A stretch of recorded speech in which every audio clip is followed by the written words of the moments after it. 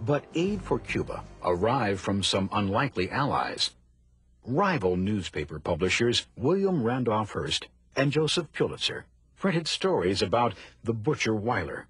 Not out of any democratic zeal, the stories simply bolstered newspaper sales. They tried to outdo each other by printing sensational pictures and stories that fed the hysteria against Spain. Embellished stories like this became known as yellow journalism. Painter Frederick Remington was among the many reporters sent to cover the war.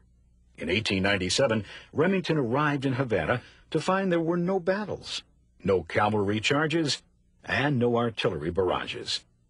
With no story to cover, he wired Hearst. Everything is quiet. There is no trouble. There will be no war. I wish to return. Some say Hearst replied, "Please remain. You furnish the pictures, and I will furnish the war." And war did come.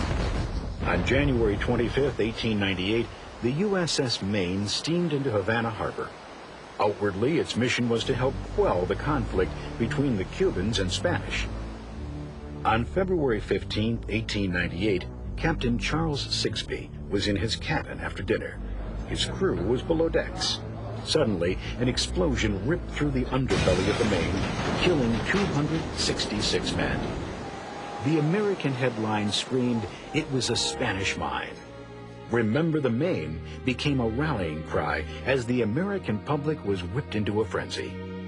While the U.S. Congress prepared a declaration of war against Spain, forces were deployed to the Caribbean and the Pacific. Anti-expansionists protested loudly. They believed the U.S. was in danger of becoming an imperialist nation. U.S. Navy warships moved in to blockade the harbor of Havana, Cuba's capital. And President McKinley issued a call for 125,000 volunteers. Infuriated, Spain declared war on the U.S. 2 days later, on April 25th, the U.S. reciprocated.